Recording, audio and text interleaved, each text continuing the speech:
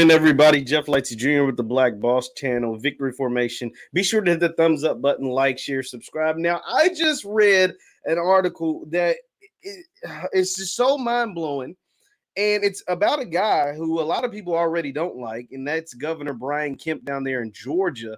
And he has just teamed up with his people down in Georgia, and they have signed an NLI bill to allow student athletes to get paid, right? So starting July 1st, student athletes that play for universities in Georgia, like Georgia State, Georgia Tech, University of Georgia, and so on, will be allowed to sign endorsement deals and get paid for the name, image, and likeness. And so all of that sounds good on the surface level. Oh my God, like, yeah, you know what I mean? Be able to sign endorsement deals, be able to get money from YouTube, be able to do commercials and do whatever and get free gifts and all of this stuff.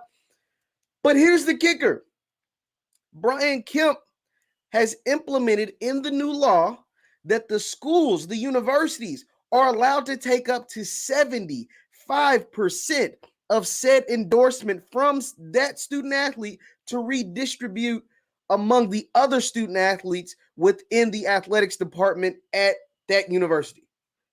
I mean, so are you serious? So you mean because I'm popular, because I'm good at what I do, you, as the university, as the school, are allowed to take up to 75% of my endorsement? So if I get a $100,000 endorsement, you're able to take $75,000 away from my endorsement deal to redistribute among the other student athletes? Don't believe me? Let's read the article. This is via Yahoo Sports.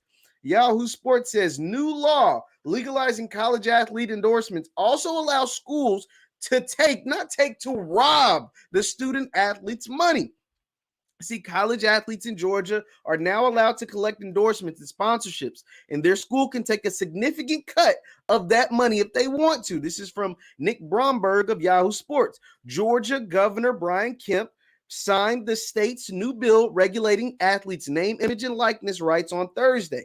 Kemp held his signing ceremony at the University of Georgia in their recruiting lounge. The symbolism was meant, obviously, to, show that, hey, this is what we're doing. We're the cool guys. We're allowing you guys to get money and all of this stuff. So, and it looks cool. Service levels like, oh yeah, the Georgia people can go out and get paid and stuff for their name, image, and likeness. But here's the kicker. But there's a provision in the law that allows colleges to take a significant control over athletes' endorsement money. The bill that Kemp signed into law allows schools across the state to take up to 75% of the athlete's endorsement income. That cut will be deposited into a pool that all athletes at the school deposited into a pool for all athletes at the school and then redistributed upon the athlete's graduation. So not only are you taking my money, you can take up to 75% of my money. It's redistributed in this pool that only goes to the athletes that graduate from this school. Now, no offense to the other athletes, and I hope that all of it, if you're going to school, go ahead and get your degree. But what happens if an athlete transfers?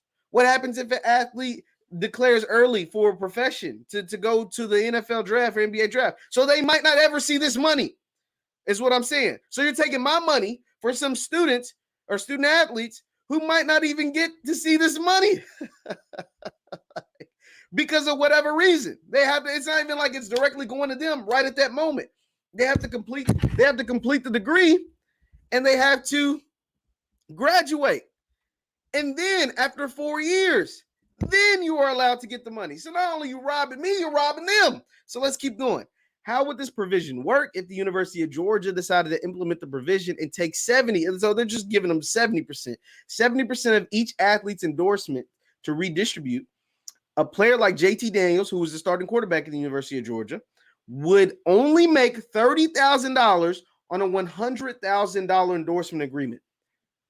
$30,000 on a $100,000 endorsement agreement. $30,000 on a $100,000 endorsement agreement. The provision in the bill is restrictive and gives schools the right to have far too much control over the athlete's money. Absolutely. But it's fair to wonder just how many schools across the state will decide to exercise this right to pull the players. Now, that's key. Let me go back to me. That is key because here's the thing. The NLI is coming, right? The federal law is coming. They're going to have to allow these student athletes to get paid because too many states have already made these provisions. Georgia's making one, California's made it. All these different schools will go public June 1st to July 1st.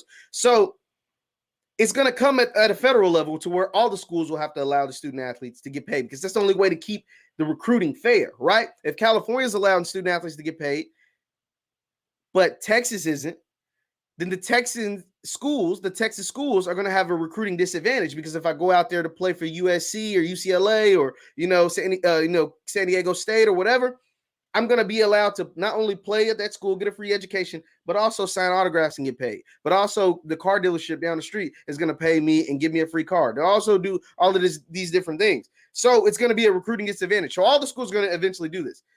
But to go out there and blatantly rob these students of 75% of their income is just blasphemy. It doesn't make any sense. You're literally robbing the poor to give to the rich. Not to say that these student athletes are poor, but a lot of them come from low-income family households, and they are looking or would love to make some money during college. We heard a Shabazz Napier years ago say, man, I was a national champion and led my school to a championship game, and I would go hungry at night. That's why they're fighting for this name, image, and likeness. That's why they've been fighting for so many years. And so these big-time corporate white universities who make billions of dollars every year, billions and billions of dollars upon the backs and blood, sweat, and tears of these student athletes can take the little money that they're getting. You can take it from them and try to redistribute it. Like what, in a pool that only goes to the graduates? Are you serious? Like 75%? Not even like 50. 50 would be crazy. 25% I would have been pissed, but you maybe could deal with. Ain't no way the 75% thing is going to fly. There's no way that this is going to fly. Like, yeah, he signed that into law, but there's no way that the University of Georgia, Georgia State, Georgia Tech, all those schools down there in Georgia, there's no way that they uphold this and take the maximum. Because like I said, you're literally the reverse of Robin Hood, robbing the poor to give to the rich. These universities don't need any more money. These universities are billion-dollar corporations, especially the athletic departments. Georgia, the football stadium at Georgia probably holds 80 to 100,000 people there. And you mean to tell me you're going to take from this kid his endorsement deal to put in a pool to redistribute among all the other players? No, go out and get your own endorsement deal. Work harder. Work harder and go out and get your own deal. Don't take from mine to give. Don't take from mine. It's just crazy. We're literally like Brian Kemp is already like he's already someone that's like on the bad side of a lot of black people, especially black people down in Georgia. You know what I'm saying? Whether it was the voting laws, him barely beating out Stacey Abrams, just some of the things he said in the past. Like a lot of people, Brian Kemp's rubbed a lot of black people the wrong way in Georgia. It seems like for a long time. And now this law I think it's the cherry on top. And this is just insanity.